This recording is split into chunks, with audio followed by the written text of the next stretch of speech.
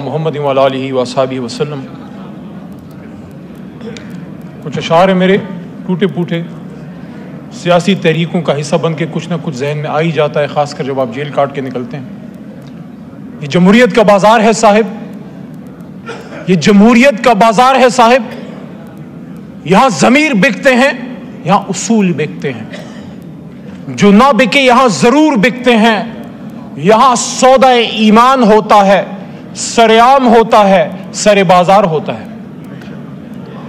جناب deputy speaker صاحب، ہم اس وقت جس ایوان میں موجود ہیں اس کا کام ہی آئین سازی ہے۔ وی آر کالڈ لیجسلیٹرز، ہم آئین ساز، قانون ساز یہاں پہ بیٹھے ہیں، ہم اس قابل نہیں ہیں، لیکن اللہ تعالیٰ نے، آپ کی توجہ چاہیے مجھے، اللہ تعالیٰ نے 25 کروڑ عوام کی طاقت اور اپنی برکت سے ہم میں استطاعت دی ہے کہ ہم اپنی ذات سے نکل کے اس سبز ہلالی پرچم اور اس بابائے قوم کی فرمودات کی روشنی میں اس ملک کو ملک بنا سکیں، جس کے لیے برصغیر پاک و ہند کی گلی گلی کوچے کوچے یہ نعرہ لگتا تھا کہ بٹ کے رہے گا ہندوستان اور بن کے رہے گا پاکستان۔ اور پاکستان کا مطلب کیا؟ لا الہ الا اللہ۔ تو لا الہ الا اللہ کا کیا مطلب ہے؟ جناب ڈپٹی اسپیکر صاحب، آئین کی یہ کتابیں جو ہیں یہ پاکستان چلانے کے لیے ایک مقدس ڈاکیومنٹ ضرور ہے، لیکن صرف ایک کتاب میں تبدیلی نہیں ہو سکتی، وہ قرآن عظیم الشان ہے۔ اس کے علاوہ ہم نے کبھی بھی یہ نہیں کہا کہ آئین میں تبدیلی نہیں ہو سکتی، قانون سازی نہیں ہو سکتی، because constitution is a living document. آئین میں تبدیلیاں ہوتی رہیں گی، اس کے ہم خوبصورت سے خوبصورت اور مؤثر سے مؤثر تر بناتے رہیں گے، لیکن جناب ڈپٹی اسپیکر صاحب، آئین کی یہ کتابیں ہماری کسی بہن کے سر کے دوپٹے سے زیادہ قیمتی نہیں ہے۔ میں اپریشیٹ کرتا ہوں ملتان سے ہمارے ایک بھائی ایم این اے صاحب، گیلانی صاحب کے برخوردار موسیٰ بھائی تھے شاید کل، انہوں نے سپورٹ کی وہ بات کہ اگر، اور میں آج اس ایوان کے سامنے یہ بات رکھتا ہوں کہ اگر خواتین کو اٹھا کے، خواتین کو اغوا کر کے، بچوں کے سینوں سے پلاسوں کے ذریعے گوشت نوچ کے اور ان کی آوازیں ان کی ماں کو سنا کے آپ نے قانون سازی کرنی ہے، شرم کا مقام ہوگا۔ جناب ڈپٹی اسپیکر صاحب، میں نہیں چاہتا تھا میں نام لوں، لیکن تاریخ کی درستگی کے لیے ضروری ہے۔ گھر کے سامنے سابق وزیر خارجہ جناب شاہ محمود قریشی صاحب کی بہو، ہماری بہن، میرے چھوٹے بھائی زین قریشی کی گھریلو خاتون وائف کو جب نقاب پوشوں نے اغوا کیا، میرے بھائیوں، میرے دوستوں، آپ اگر اس بات پہ سٹینڈ لے لیتے جب اس ایوان میں آپ کے اور میرے 10 بھائیوں کو اٹھا کے لے گئے رات کو، آج تک 9 ستمبر کی رات تھی وہ، آج ہم 18 اکتوبر کو رو رہے ہیں۔ جناب سابق وزیر اعظم صاحب، راجہ صاحب، بے نظیر صاحبہ کی شہادت صرف آپ کا نقصان نہیں، ہم سب پوری قوم کا نقصان تھا، لیکن آج جب ہم بے نظیر کی شہادت کی بات کرتے ہیں، آپ مجھے بتائیے اس ایوان کے اندر سے جب آپ کے ایم این ایز کو نقاب پوش اٹھا کے لے گئے تو کی شان تھے، اس بھٹو ریفرنس کیس میں وہ امائکس تھے اور میں ان کے ساتھ 2011 سے سپریم کورٹ آتا تھا، بھٹو صاحب کے اس کیس میں میں ان کے ساتھ وہاں سپریم کورٹ میں آتا تھا، ہمارے سامنے وہ کیس چلا لیکن پھر نہیں پورا ہو سکا، لیکن میں اپریشیٹ کرتا ہوں آج کی سپریم کورٹ کو اور جج صاحبان کو، منصور صاحب اور ان کے ساتھ جتنے ساتھی ان کے ججز ہیں، کہ آج انصاف کرنے کی کوشش کی گئی 50 سال بعد کہ بھٹو صاحب کا ریفرنس جو ہے اس کا فیصلہ کیا گیا کہ وہ فیصلہ غلط تھا، لیکن میں تو اس وقت ایوان میں نہیں تھا، میں تو اس ایوان سے باہر تھا، اور میں نے یہاں پہ کھڑے ہو کے موجودہ وزیر اعظم شہباز شریف صاحب کے سامنے یہ بات رکھی کہ جب سابق وزیر اعظم جناب عمران خان صاحب پہ جانی حملہ وزیر آباد میں ہوا، آپ کا سیاسی اختلاف ہوگا، لیکن کیا آپ کا فرض نہیں تھا بطور وزیر اعظم پاکستان کہ بہت ہو گیا، لیاقت علی خان صاحب، بھٹو صاحب، بے نظیر صاحبہ اور بہت سے ہم یہ نہیں ہونے دیں گے اور وزیر اعظم کو شہید نہیں ہونے دیں گے۔ عمران خان تو گولی کھا کے، آپ نے کہا کہ 18 اکتوبر کو آپ کے کارکن بے نظیر صاحبہ کے ٹرک پہ وہ گئے اور انہوں نے کوشش کی کہ اپنے لیڈر کو بچا سکیں۔ ان لوگوں کا بھی پتہ کریں جو بے نظیر صاحبہ کو تڑپتا ہوا چھوڑ کے کہیں اور نکل گئے۔ لیکن اسی طرح جب وزیر آباد میں عمران خان صاحب پہ حملہ ہوا، ہمارے کارکن بھی لپ کے اس کنٹینر کی طرف، اور وہ مرد بحران جب باہر نکلا تو اس نے اسی طرح ہاتھ اٹھایا ہوا تھا، بدن پہ گولیاں کھا کے۔ عمران خان ڈرا نہیں تھا، جھکا نہیں تھا، خون نکل رہا تھا بدن سے، لیکن ہاتھ مکہ بلند تھا اسلام کے دشمنوں، پاکستان کے دشمنوں کے خلاف، آپ کے خلاف نہیں۔ یہاں پہ میرا ایک چھوٹا بھائی ہے، اس نے کل فلسطین کے حوالے سے عمران خان صاحب کے بارے میں بات کی۔ جناب ڈپٹی اسپیکر صاحب، وہ اس وقت ایوان کا حصہ نہیں تھے جب یہاں ہم نے 2 ایسی کانفرنسز کی۔ یہاں پہ شنگھائی کوآپریشن آرگنائزیشن کا اجلاس ہوا، کامیاب ہوا۔ یہ کامیابی صرف آپ کی نہیں، ہماری بھی ہے۔ یہ کامیابی ریاست پاکستان، حکومت پاکستان، عوام پاکستان کی ہے۔ اسی لیے ہم نے 15 اکتوبر کا اپنا احتجاج مؤخر کیا کہ کوئی یہ نہ کہے باہر کے آنے والے مہمان کہ یہ تو آپس میں مشترک گریبان ہیں، یہ ہمارے ساتھ کیا تعاون کریں گے۔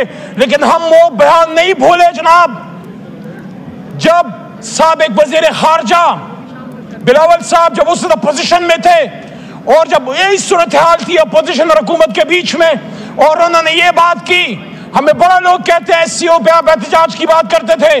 بلاول صاحب آن ریکارڈ ہے جب انہوں نے کہا تھا کہ ہم اسی ایوان میں بیٹھیں گے اور ہم دیکھتے ہیں کہ ہاں وہ ایسی کیسے ہوتی ہے، لیکن ہم نے سمجھا، ہم نے اس کو درگزر کیا یا ہم نے اس کو نظر انداز کیا کہ جذبات میں ایک بات کی ایک نوجوان لیڈر نے۔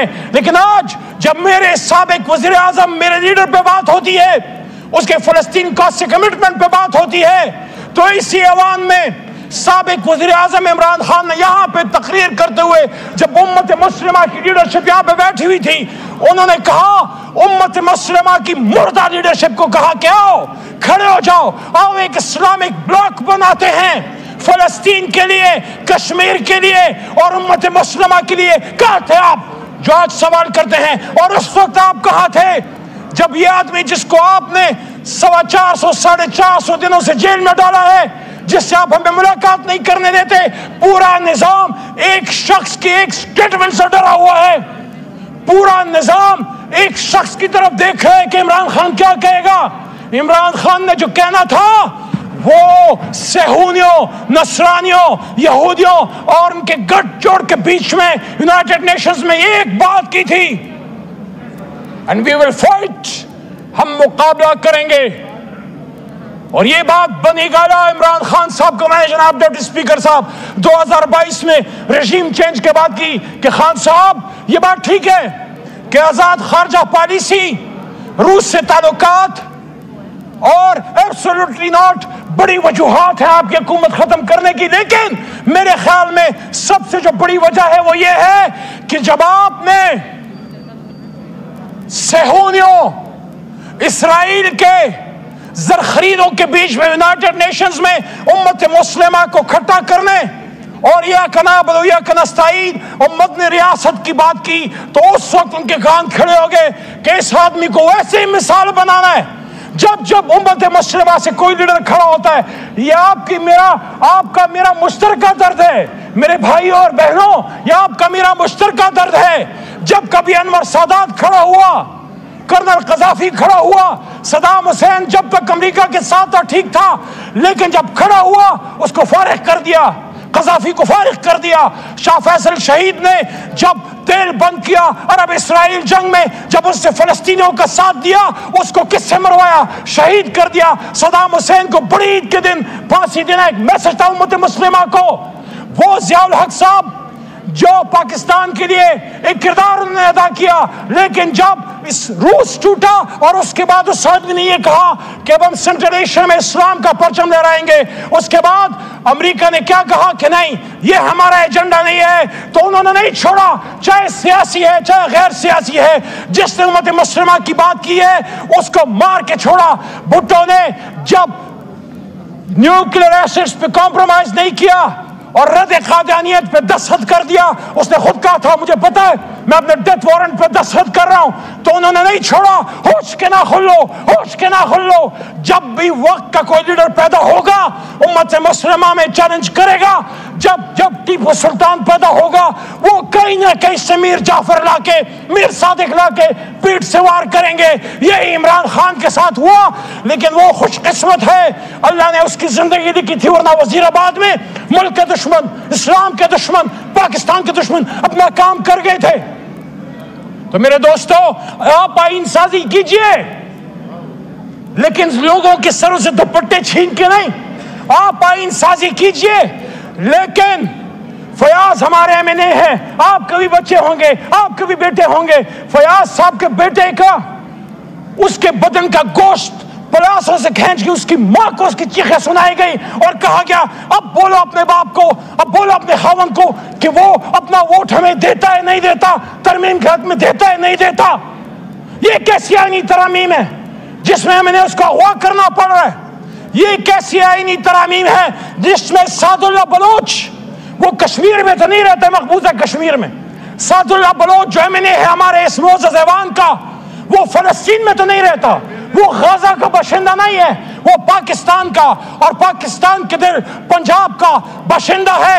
اس کی وائف, اس کی بیٹی اور ان کی خالہ کو اٹھا لیا گیا اور تھریٹ کیا گیا کہ آؤ ووٹ کرو ان ترامیم کے حق میں, ورنہ آپ کے ساتھ یہ اور یہ کیا جائے گا. یہ آپ کی ترامیم ہے. آپ سوال کرو بلاول صاحب سے, میاں نواز شریف صاحب سے سوال کریں کہ کیا یہ سب آپ کی مرضی سے ہو رہا ہے؟ راج صاحب یہ کافی نہیں ہے, یہ کافی نہیں ہے کہ آپ یہ کہیں کہ ہم نہیں کر رہے. ہو سکتا ہے آپ نہ کر رہے ہوں, لیکن حکومت آپ کی ہے, حکومت مسلم لیگ نون کی ہے, صدر پاکستان پیپلز پارٹی کا ہے.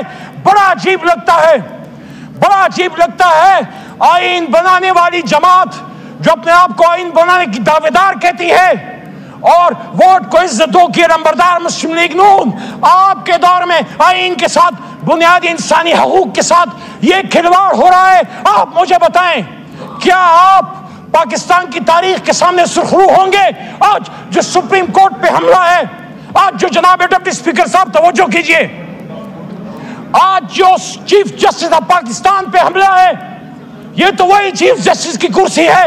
بڑا شہید بی بی کی بات کرتے ہیں, صرف قربانیوں کو ہم نے کیش نہیں کرنا, ان کے قربانیوں کا جو ماخذ ہے, اس کا جو اصل ہے, اس پہ عمل کرنا ہے. شہید بی بی نے اپنی شہادت سے پہلے کہا تھا اپنے چیف جسٹس کے گھر پہ پاکستان کا جھنڈا لہراؤں گی. میاں صاحب خود نکلے تھے, لانگ مارچ کیا تھا چیف جسٹس صاحب کے لیے اور سپریم کورٹ کے لیے. قاضی حسین احمد صاحب نے قربانی دی اور ہمارے لیڈر عمران خان صاحب نے جیل کاٹی آزاد سپریم کورٹ کے لیے. تو جناب ڈپٹی اسپیکر صاحب, جب اتنی قربانیوں سے ہم نے اپنے سپریم کورٹ کو مضبوط کیا, چیف جسٹس کو توانا کیا, اس کی کرسی کو تگڑا کیا, آپ پھر کیوں اپنی باتوں سے پیچھے ہٹ رہے ہیں؟ آپ کیوں پھر سپریم کورٹ پہ حملہ آور ہو رہے ہیں یا اپنا کندھا دے رہے ہیں؟ کیا ایک ملک میں 2 وزیر اعظم ہو سکتے؟ کیا ایک ملک میں 2 آرمی چیف ہو سکتے؟ کیا ایک جماعت میں 2 چیئرمین ایک ہوتا ہے, آرمی چیف ایک ہوتا ہے؟ تو پھر چیف جسٹس 2 کیوں؟ آپ کو ایسی سپریم کورٹ کیوں چاہیے جو آپ کے سامنے لیٹ جائے؟ آپ کو ایسا قاضی قضات کیوں چاہیے جو آپ کے سامنے ہاتھ جوڑ کے کھڑا ہو؟ آپ اپنی آئینی ترامیم تو پڑھیے. میں خود اس پارلیمنٹری کمیٹی کا ممبر ہوں, 2018 سے ممبر ہوں. اس میں 8 ممبران ہیں, 4 حکومت کے, 4 اپوزیشن کے. جب آپ نے جناب ڈپٹی اسپیکر صاحب, جب آپ یہ قانون سازی کی کوشش کر رہے ہیں کہ پارلیمنٹری کمیٹی آن ججز میں آپ حکومت اور اپوزیشن کی تعداد میں فرق ڈال کے حکومت کی تعداد بڑھا رہے ہیں, تو آپ بیسیکلی کیا کر رہے ہیں؟ جو حکومتی ممبران ہوں گے وہ اپنی حکومت کی لان ٹو کریں گے. آپ بیسیکلی چیف جسٹس کو ملک کے وزیر اعظم چاہے وہ کوئی بھی ہو اس کے آگے سبسروینٹ کر رہے ہیں. اگر وزیر اعظم پاکستان چیف جسٹس کو نامینیٹ کرے گا تو اسلام کا کانسیپٹ ہے قاضی علی السلطان, قاضی سلطان کے اوپر طاقتور ہوتا ہے, وہ ہر کسی سے پوچھ سکتا ہے. جب آپ اس کے طریقہ انتخاب کو چینج کر رہے ہیں, آپ بیسیکلی کانسٹیٹیوشن کے گرنڈوں کو چھیڑ رہے ہیں, بنیادوں کو چھیڑ رہے ہیں.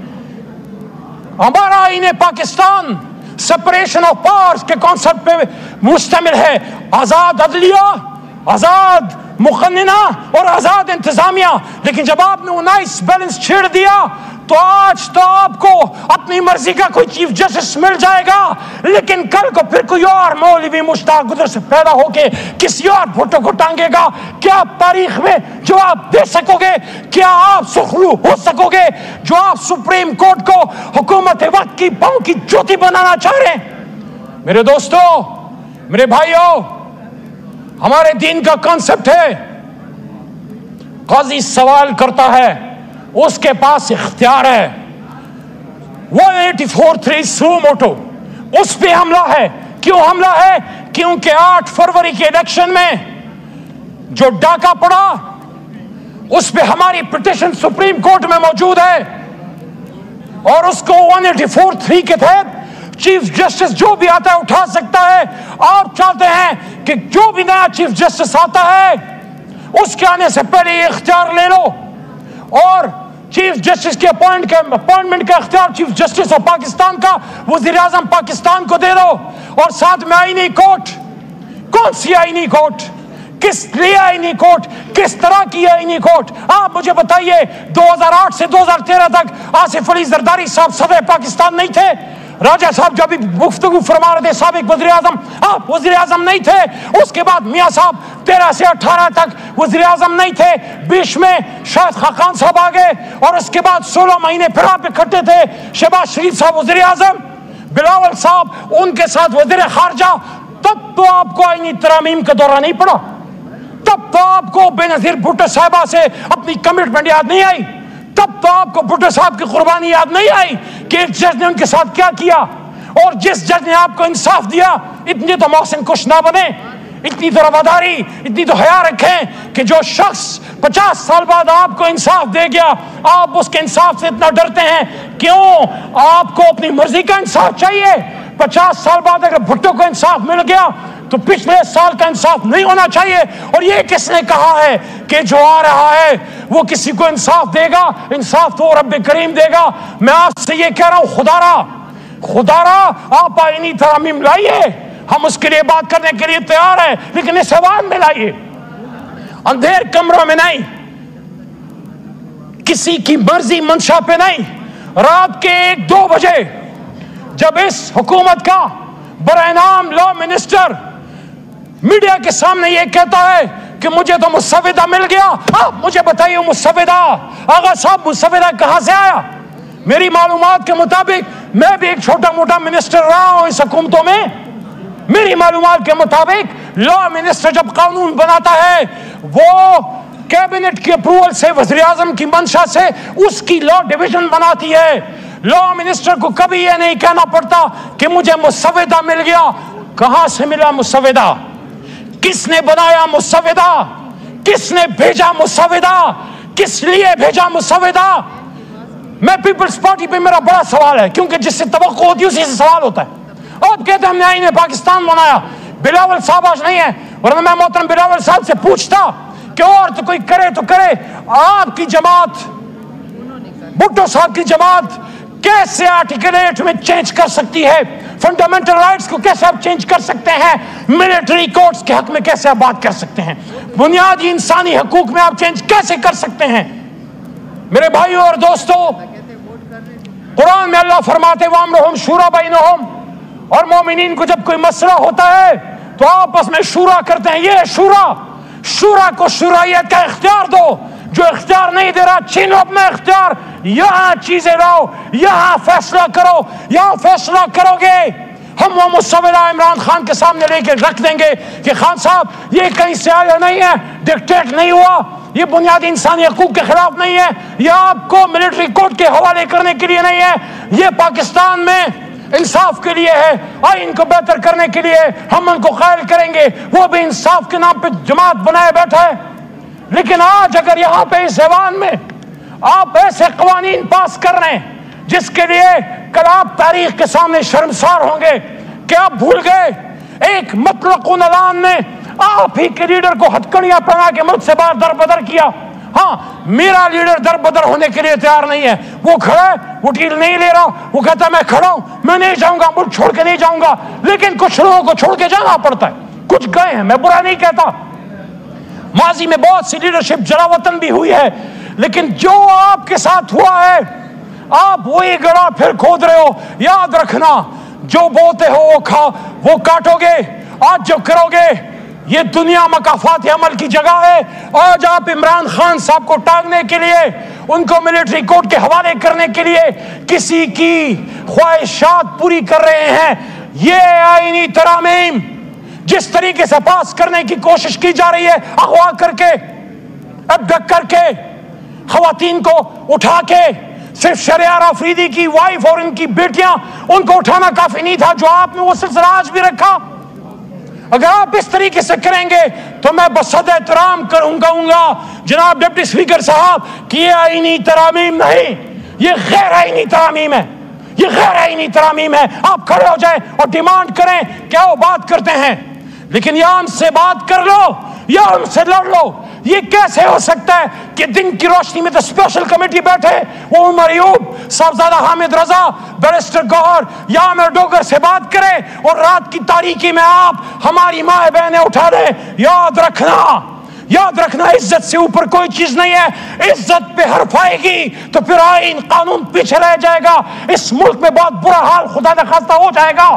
آپ دیکھ لیں بلوچستان میں کیا ہو رہا ہے، آپ دیکھ لیں فاٹا ٹرائبل بیلٹ میں کیا ہو رہا ہے، پشتون کیا بات کر رہے ہیں، بلوچ کیا بات کر رہے ہیں. اس وقت صرف تحریک انصاف اور کسی ارتکاب کی جماعتیں بھی، ایک زمانے میں پیپلز پارٹی ملک کی بڑی جماعت ہوا کرتی تھی، یہ بڑی جماعتیں خاص کر پی ٹی آئی کشمیر میں ہے، جی بی میں ہے، سندھ میں ہے، کراچی میں ہے، جب بلوچستان میں ہے، پنجاب میں ہے، اسلام آباد میں ہے اور خیبر پختونخوا میں ہماری جماعتیں، بڑی وفاقی جماعتیں علاقائی تعصب کو بڑھنے نہیں دیتی. بلوچ، پنجابی، سندھی، پٹھان کے نام پہ سیاست کرنے نہیں دیتی. یہ جماعتیں نسل کی امتیاز سے اوپر اٹھ کے پاکستانیت اور جناح کے نام پہ سیاست کرتی ہیں. جب آپ ان بڑی جماعتوں کو کمزور کرو گے، ان کو لوگوں کو اٹھاؤ گے، ان کو مارو گے، ان کو بے عزت کرو گے، آپ اس ملک کو ان لوگوں، ان خطرناک افریتوں کے ہاتھ میں آپ دھکیل دو گے جو بلوچستان میں ہمارے فوج کو نہیں چھوڑ رہے، جو خیبر پختونخوا میں ہماری ایف سی کو نہیں چھوڑ رہے، جو ہمارے مزدوروں کو نہیں چھوڑے. دکی میں جو ہوا بلوچستان میں 20 مزدوروں کا کیا قصور تھا، پنجابی مزدور کا کیا قصور ہے، پشتون کا کیا قصور ہے جو مزدوری کے لیے باہر گیا ہے اور اس کی گھر کی عزت تاراج ہو رہی ہے ٹرائبل بیلٹ میں، یا بلوچ کا کیا قصور ہے. اس کے لیے ضروری ہے کہ آج ہم یہاں مل کے بیٹھیں، آپ انتہائی ترامیم کو سیوان میں لائیں، اس پہ مہینہ 2 مہینے بحث کریں. ہم انشاءاللہ اس کو وہ بہتر کر کے دیں گے کہ آئین پاکستان کا نظارہ دنیا کرے گی. اس میں بنیادی انسانی حقوق کا تحفظ بھی ہوگا، اس میں سویلین سپریمیسی بھی ہوگی، لیکن اس میں آزاد جوڈیشری بھی ہوگی. اور یہ فوج بھی ہماری دشمن نہیں ہے. ایک دن اگر فوج نہ ہو یہ ملک نہیں رہ سکتا، لیکن فوج جب اسٹیبلشمنٹ، جب سیاست میں آتی ہے، وہاں پھر قائد اعظم کا فرمان کا روک ہے جو سٹاف کالج کوئٹہ میں نے کہا تھا کہ policy is a domain of civilians and you are supposed, آپ نے امپلیمنٹ کرنا ہے، you are supposed to implement the orders, the policies of the federal government of the civilians. Policy ہم نے بنانی ہے، مل کے پاکستان کو مضبوط کرنا ہے. لیکن اگر یہ نہیں کرو گے، اغوا کاری جاری رہے گی، ابڈکشن جاری رہے گی، ڈس اپیئرنس جاری رہے گی. آج یہ پورے ایوان میں پیچھے دیکھ لیں، آپ تو بیٹھے، یہ میرے پیچھے پورا ایوان خالی ہے. آج جناب ڈپٹی اسپیکر صاحب دہشت گرد کھلے پھر رہے، قاتل کھلے پھر رہے، ڈاکو کھلے پھر رہے، لیکن ایمنیز اپنی جان بچاتے پھر رہے. یہ کرسیوں پہ آپ کے بھائی بہن بیٹھا کرتے تھے اور پھر آئیں گے انشاءاللہ. لیکن آپ سوال تو کیجئے یہ کیا وجوہات ہیں؟ اگر آئینی ترامیم اتنی اچھی ہیں، پاکستان کے لیے بہتر ہیں، تو ان کو اغوا کیوں کرنا پڑ رہا ہے؟ ان کے ضمیر کیوں خریدنے پڑ رہے ہیں؟ ان کی بیٹیاں کیوں اٹھانی پڑ رہی ہیں؟ ان کے بچوں کے گوشت کو کیوں نوچا جا رہا ہے؟ یہ آپ کسی کے بدن کے گوشت کو نہیں نوچ رہے، آپ سیاست کے اس مردہ ضمیر بدن کو مزید تاریک کر رہے ہیں. آپ مت نوچنے دو سیاست کے اس چہرے کو، مزید جتنا نوچ چکے وہ کافی ہے، اور شہادتیں مت دینے دو اور پاکستان کو تباہ مت ہونے دو. آخری بات، اے چاند یہاں نہ نکلا کر، یہاں الٹی گنگا بہتی ہے. اے چاند یہاں نہ نکلا کر، یہاں الٹی گنگا بہتی ہے. اس دیش میں اندھے حاکم ہیں، نہ ڈرتے ہیں، نہ نادم ہیں، نہ لوگوں کے وہ خادم ہیں۔ ہاں ہے اس دیش میں کاروبار بہت، ہاں اس دیش میں ہے کاروبار بہت، اس دیش میں گردے بکتے ہیں، اس دیش میں گردے بکتے ہیں۔ کچھ لوگ ہیں علی شان بہت اور کچھ کا مقصد روٹی ہے، اے چاند یہاں نہ نکلا کر، لیکن ہم مایوس نہیں ہیں، ہم اپنے اللہ پہ ہمیں یقین ہے، ہمیں یقین ہے جس قوم نے ہم نے بھیجا ہے ہمیں بڑی طاقت ہے، ہمیں بڑی جستجو ہے، ہمیں بڑا حوصلہ ہے۔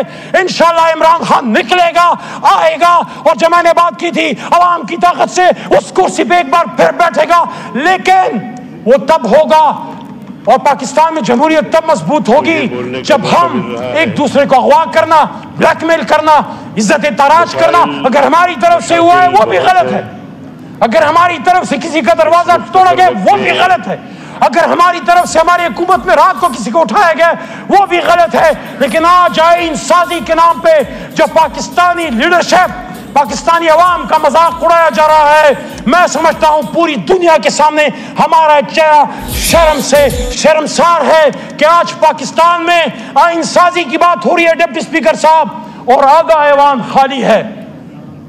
بہت شکریہ۔ پاکستان زندہ باد، پاکستان کی جمہوریت، پاکستان کے عوام، شکریہ، اور عمران خان پائندہ باد۔